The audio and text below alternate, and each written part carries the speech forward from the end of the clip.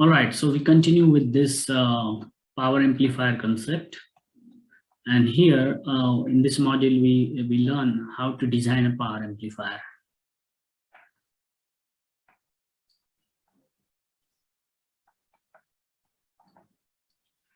So it's basically an amplifier that we will see delivers the current to the output load and how it amplifies the signal with certain power. So this is an amplifier, let's say.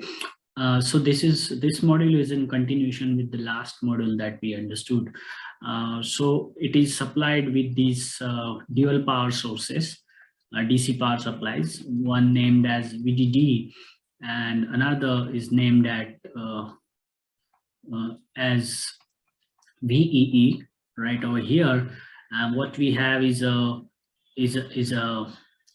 input signal source with a certain voltage indicated by VI, and then it sources the current indicated by II. And what we have is the load connected over here, RL. Let's say it has a value of 1 kilo ohm, and this is like say 5 volt, and this is minus 5 volt. All right, and we develop the voltage across this load, which is called as output voltage or load voltage, because the amplifier will source the current, let's say output current called as IO. So we have this schematic representation how amplifier works. So we know that with the DC sources, the amplifier will draw the current. Let's say this is called IDD and this is called IEE. The direction of currents are shown, and it will draw some power from the DC power generated by these sources. So the question here is, we are asked to design a power amplifier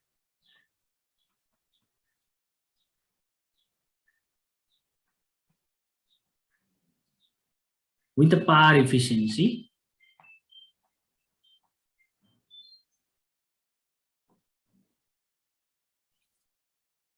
of about 50%, right? So in the last model, if we recall that we have a eta, which is called as power efficiency, and that has to be 0.5.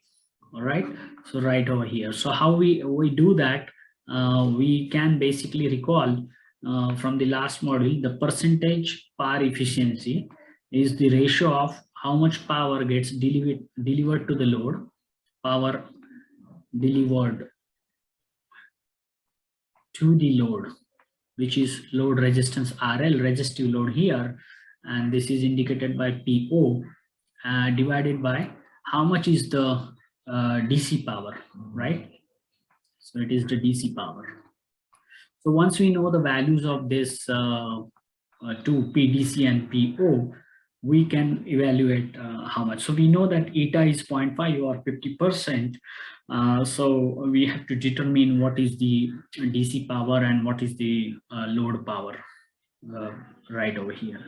So one can always understand that for eta to be 0.5, what we see here, you have a PDC that would be calculated as VDD into IDD, right? We have these and we have dual power supply. So that's why we will write here VEE into IEE.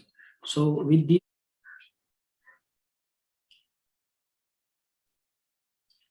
so we have to calculate this power right here. So so we plug in the values, VDD 5 volt into 1 milliampere, and plus we take the magnitude of the power supply voltages. So it's again 5 into 1 milliampere right over here, and that comes out to be 5 milliwatt plus 5 milliwatt. So it's 10 milliwatt right over here. All right, and with this we have 0.5 is the eta, and output power divided by this DC power, which comes out to be 10 milliwatt. So therefore we can write this power will be will be equivalent to 5 milliwatt. It's calculated as. Fine. So once we know that, we can always determine other quantities. For instance, the output voltage. So output voltage would be this one, what we are talking about, VO, right? So that is the voltage that we are talking about.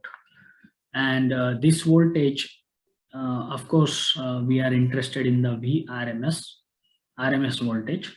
We can also derive. So it will be given as this output power times R, and is actually VORMS square, because we know that the output power or power is V square by R, and R is the load resistance here. So what we see here is VO square RMS will be power multiplied with resistance, and with that we can plug in these values into 1 kilo ohm. Load is 1 kilo ohm, so that comes out to be 5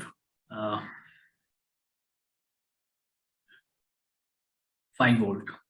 All right, so VORMS will be square root of 5 volt, and therefore we can always have this peak value, VO peak, that would be multiplied with the factor of √2. That comes out to be approximately 3.3 volts. And that's the peak voltage. Similarly, we can have this output current, which is IORMS in the RMS, and we can write this by PO by R actually. So this is actually, we are talking about the square, because power is also given in terms of I square into RL, right? So once we have this value, what we see here is 5 milliwatt or 1 kilo ohm. So that comes out to be again 5 ampere. And therefore, IRMS, which is the output current, will be square root of 5 ampere. All right, and we can always determine the peak current, which is multiplied this value with the factor of √2, and that comes out to be approximately 3.3 ampere right over here. So once we have these values, we can again cross check. The power is voltage multiplied by the current, and this is output voltage in RMS multiplied by output current RMS values, and these values are VORMS was calculated to be √5 multiplied by √5, so it comes out to be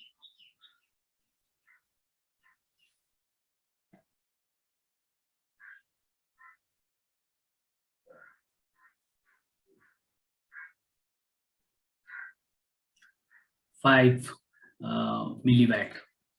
So it matches with what we calculated with this formula, right? So we had this formula here. With this one, we actually calculated PO to be 5 milliwatt, and we can now see that we have the same value of power value of this one, right?